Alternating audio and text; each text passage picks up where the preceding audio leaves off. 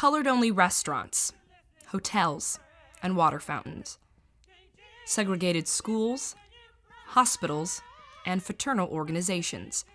This was the Jim Crow South of the 1950s and early 1960s until the civil rights movement finally forced a change. Black children in department stores were not allowed to try on new shoes. Salesmen often traced the edges of their old shoes onto pieces of butcher paper and fetched an approximate fit from inventory. Dallas County in Alabama, where Selma is the county seat, had only 300 black registered voters out of a pool of 15,000. African Americans attempting to sign up at the registrar's office could lose their jobs or even be thrown into jail. Special literacy tests were administered to would-be black voters. One popular question was, how many bubbles are in a bar of soap?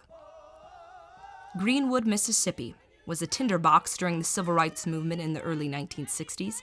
Hundreds were arrested during nonviolent protests, and many civil rights activists were beaten. June Johnson deposition. United States District Court for Southern District of Mississippi, Jackson Division. Civil Action Number 3599. June Johnson, being duly sworn, deposes and says, I am 16 years old and live in Greenwood, Mississippi. A group of civil rights workers was traveling from Charleston, South Carolina to Greenwood, Mississippi by bus on June 9th, 1963. Our group sat in the front of the bus. When we got to Winona, the bus stopped at the terminal there. When we got inside the terminal, our group sat down on the white side. The Winona chief of police came in and told us to get over where you belong. We got up and went outside the terminal. Soon the chief of police and a state trooper came outside and arrested us. The trooper took us to the Montgomery County Jail. He said, what you niggers come down here for, a damn demonstration? We all shook our heads and answered no. Then he said, you damn niggers don't say no to me, you say yes, sir. He asked me, are you a member of the NAACP? I said yes. Then he hit me on the cheek and chin. I raised my arm to protect my face and he hit me in the stomach. He asked, who runs that thing? I answered, the people.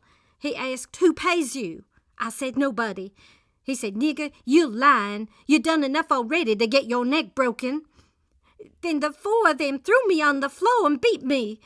After they finished stomping me, they said, get up, nigger. I raised my head and the white man hit me on the back of the head with a club wrapped in black leather. Then they made me get up. My dress was torn off and my slip was coming off. Blood was streaming down the back of my head and my dress was all bloody. We stayed in that jail day and night from Sunday till Tuesday, when they booked us and informed us that we were charged with disorderly conduct and resisting arrest.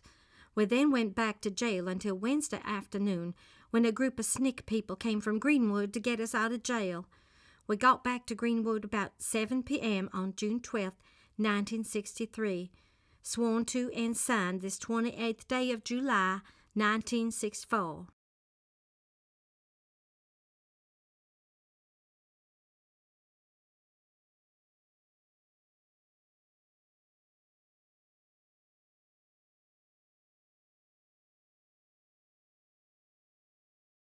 Most parents in those days didn't encourage her to go and vote. You mostly on your own. So I took it upon my own to come and register to vote. I was over 18 then. I was about 20, I think I was 29. But I didn't understand the repercussion behind that. And so when I went out to vote, she asked me, what you doing here? What can I do? I said, I can't register to vote. What? You know, like that, trying to intimidate me. So I said, I came to register to vote. The white people coming behind me, she would drop me and go register them. Then come back to me. And then when she asked me these questions about the Constitution, what you call a test they gave you, how long does it take a rabbit to run in New York? How many bubbles in a bar of soap? How long does it take a bird to fly me the money? Those type of silly questions they'll ask you. That can disqualify you. She let me go that time, but many people before me didn't pass it, and they just gave up. But I just stuck with her because I guess I was much older than I was. I probably would have left too if I was 18 years old.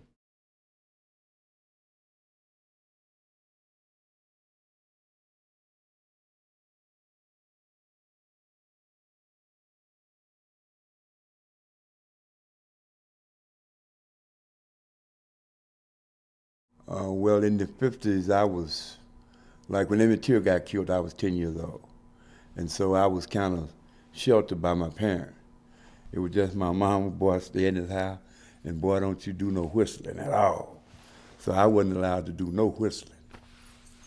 And in the 60s, when the civil rights movement first began, I was kind of sheltered. But then as I got sophomore year in high school, I got a chance to meet Sam Block, Stokely Carmichael, Bob Moses, and that's when I became active in the civil rights movement.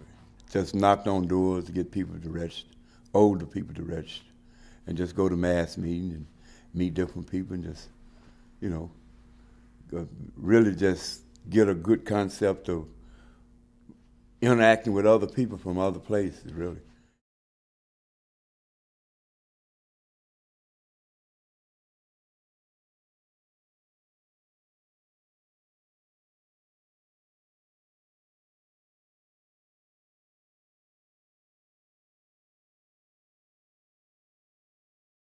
We were freshmen at Mississippi Valley State College at that time, and we were asked to give a newspaper report to the trial. We headed for Summerlin, which was 32 miles north of Greenwood. And we arrived there. We sat behind the whole crowd.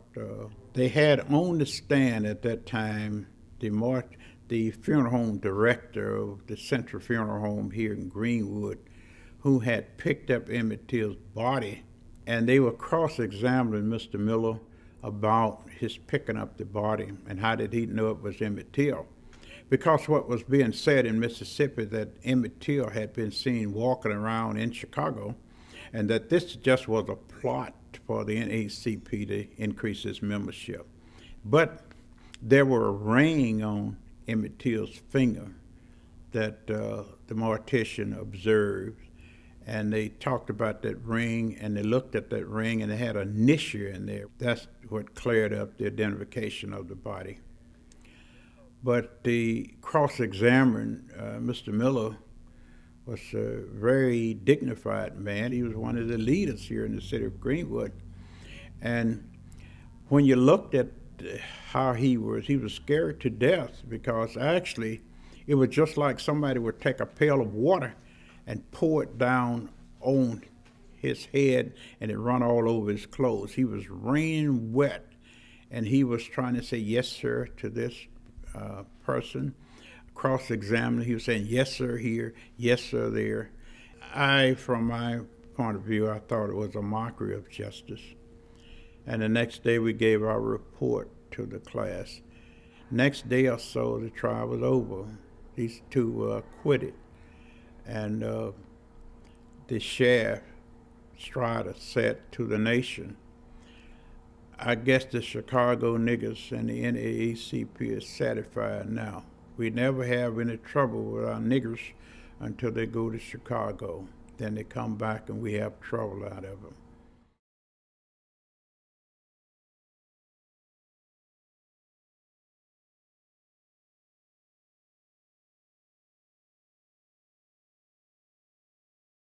The Ku Klux Klan I personally never had no contacts with them, but I saw how they did other people. And if you do anything that they thought you crossed the line with, you'll be hearing from them. That Mr. West was a black that didn't fight from anyone. When they brought that cross in front of the service station, he told the chief of police, I'm not going to take it. They might kill me, but I'm going to kill some of them. They come out here again, burn a cross from my place again. They never bothered Mr. West after that.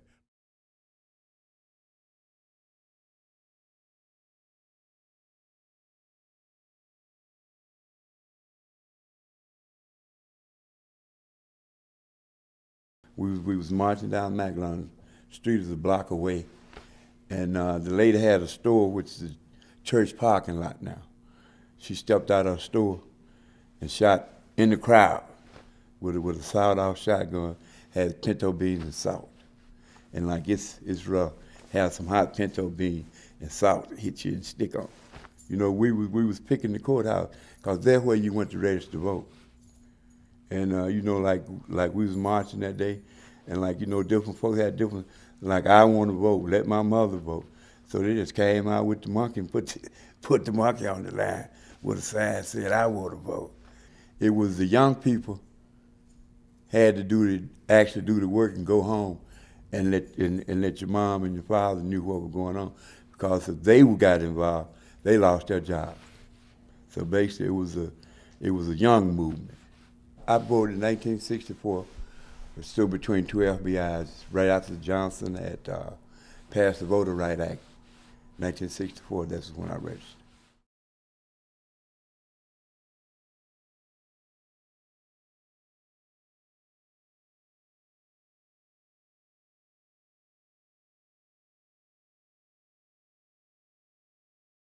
Well, we shut this town down practically for 6 months.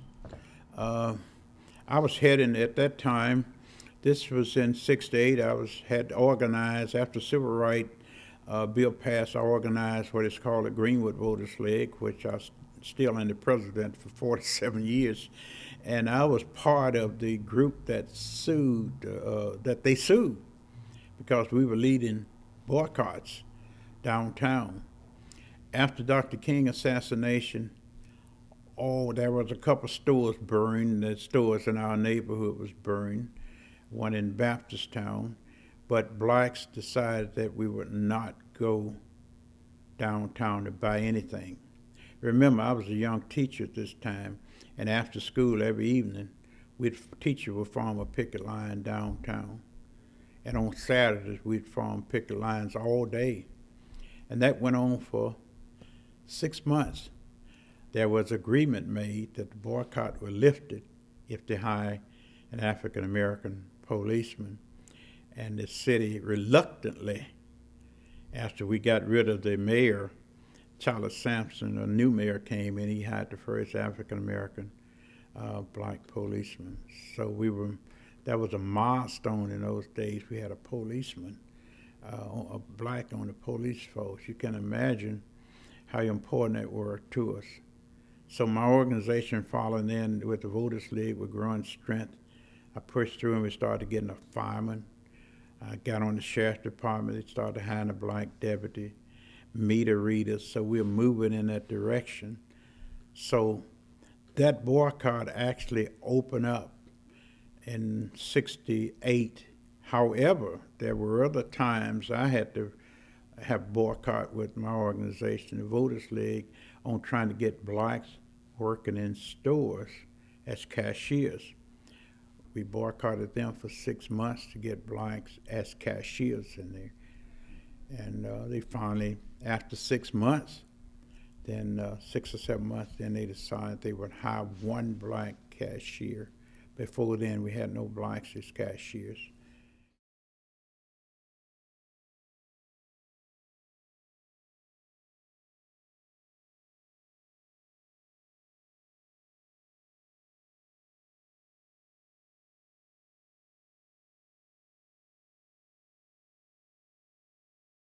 I consider myself a good third baseman.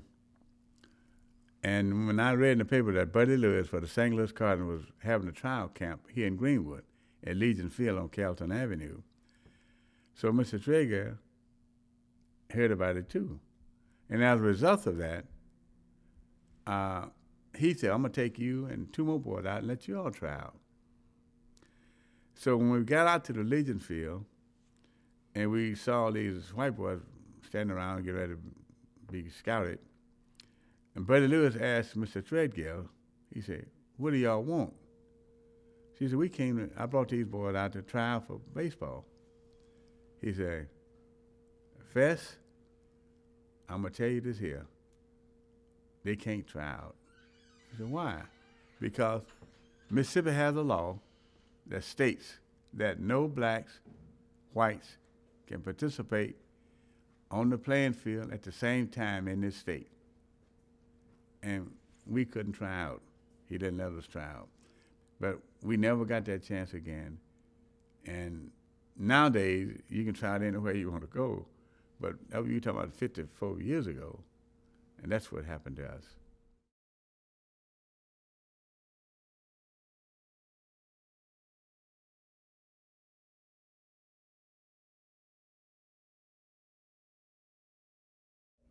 I wasn't scared, but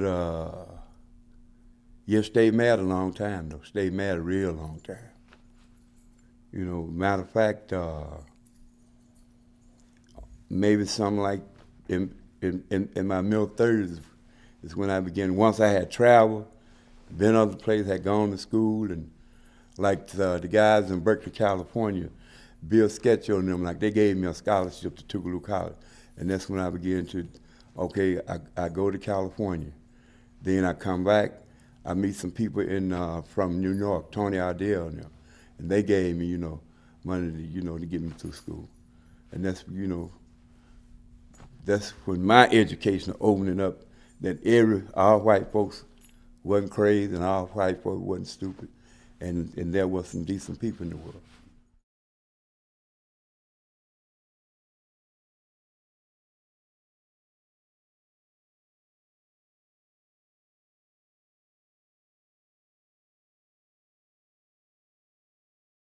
Well, Dr. King was here. I was in summer school that summer, and he was coming from Memphis to Jackson. So I picked him up in outside of Greenwood. They went on through the other city on into Jackson. I was testing my stamina, see could I take that hot sun and make the march without falling out. And really not having anything to eat and then no water hardly to drink. Just tested my willpower. And you're looking at about 30,000 people marching with him then. But every time we get into a town, we're going through a town on the highway, we might step on some white people's grass, and they raise more hell than you want to see. They would give us, the maids want to bring us some water out to give us to us. They'd knock that water out of their hand to keep them giving us water, hoping that we have some kind of problem en route to Jackson.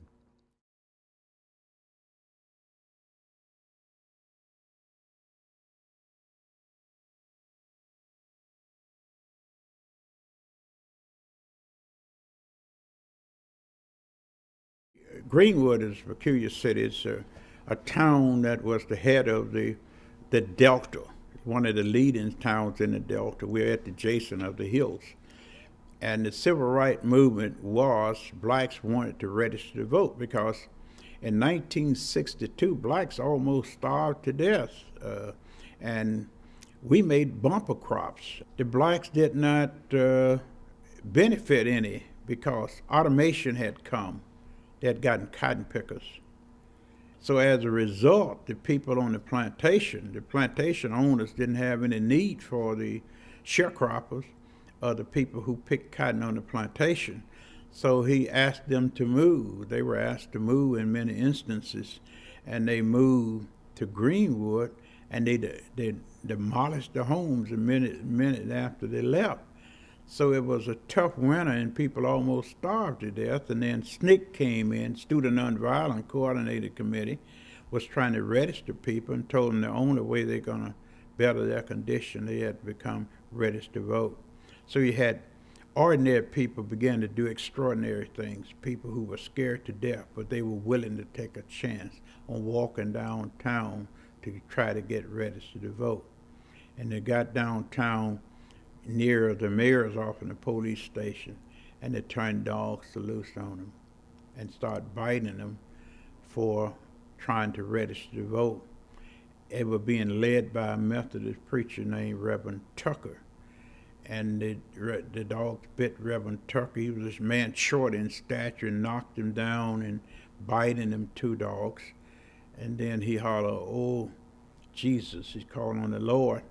And one of the policemen, he's deceased now, said, "You black SOB, Kennedy is your God." The NBC, ABC, all of them came in when they saw this. and then that's where the movement started. The bottom line is Greenwood, Mississippi was the first place dog was used on individuals who were trying to register to vote.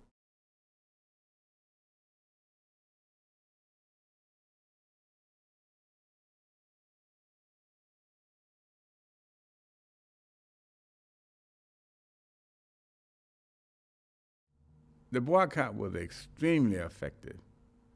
We ran a lot of business, people out of business, because they depended upon our involvement with them. But we wanted blacks to be in position to sell, and sometimes to be a cash register, and just other men, just a handyman, a handy woman. We wanted blacks to be in the upper echelon position, and that boycott stemmed it. We saved boycott about almost 6-7 months, and then finally they gave in. Some of them did, and they hired a few blacks. Then the next year was '69. I guess it was a carryover. They hired the first black police officer. Then in November '69, they hired another black. So we had 2 blacks, and the rest were white. 2 years later, they had an election here for the county. The county and the city had a separate election. And the sheriff the man who became sheriff, Rufus Freeman, told everybody, blacks and white, when he spoke to a black audience, he told the same thing he said it to white audience. He said, they asked, will you hire a black sheriff? And deputy, he said, yes, I would. Time has come. When he won, the man who he defeated, they had a confrontation. He didn't have much schooling, but he just had it because he could beat Negroes. That was his reputation. And as a result of that, when he lost, he just couldn't take it anymore. He'd been in it so long, and he lost his power, and he lost his position. He felt defeated. And he and the sheriff who won, they got into it. But that sheriff who won whipped him real good with his disc. And then he kept his word. He had the first black deputy in 1971.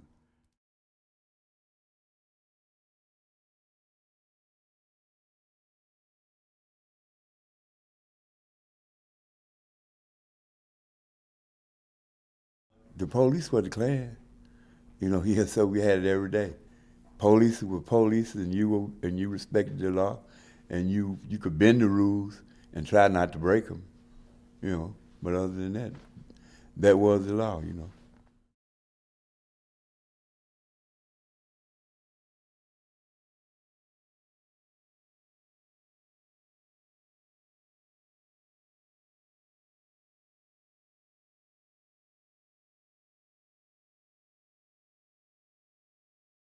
She was a waitress, and you always had busboys.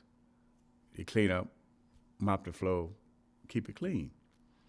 And he accidentally splashed some water on this white waitress' leg. He wasn't trying to do it, I guess he was banging the mop, splashing from the mop on her legs. And he went down to wipe it out, and he was shot. And he subsequently died. And then when integration really came with public accommodation, most of the white places, the eating places, had what you call a punch card, a key card. They gave them to certain people, they gave them to. Most of the customers, they gave them to. Then when they come there, they didn't have to open the door, but they put that card in, the door open for them. But if you was black, you didn't have a card. Now, if you was a black that worked there, you come through the back door. That was always open for you. Some blacks could go in the front, but they were blacks that they were well known, like a black we might consider a black that catered to their whims, and they thought he wasn't a threat to them. They let him in, but he couldn't sit down and just get the food and take it out. And some people still have that syndrome today, and they still, even on a Greyhound bus, you were taught so long and so many years to go to the back of the bus. The front seat could be wide awake, and they still would go to the back. But as the younger people came along and they had more exposure to white people, things changed. They would sit anywhere. But in my generation, and on people older than me, that's where they were trained. You always go to the back of the bus. I don't care how many seats up front are empty, you still go to the back.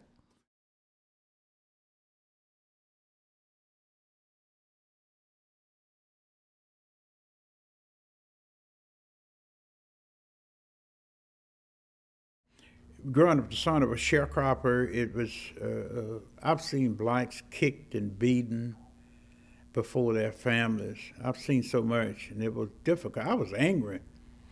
I swore that I was going to get even. That's why I didn't leave and go north like my brothers did. I decided I'd stay here because I want to get even with white folks for what I had seen them do to other blacks and what they had done to me as a young boy working at a store. And that stayed with me, those two incidents where I saw them kick a black man down to the ground, and his wife and the two children asking them, don't kill their daddy. They had bought their grocery, and the white man went in the store and asked the other white man to let him have a gun to kill this black son of a bitch.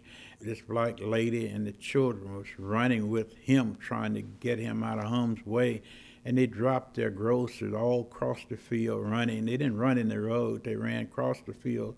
They're dropping their grocery, and they was hollering. They're trying to run with him. And the beating that I got in the face for not being able to say, yes, sir, the way they wanted me to say it. And I was in high school, about ninth grade, I think it was.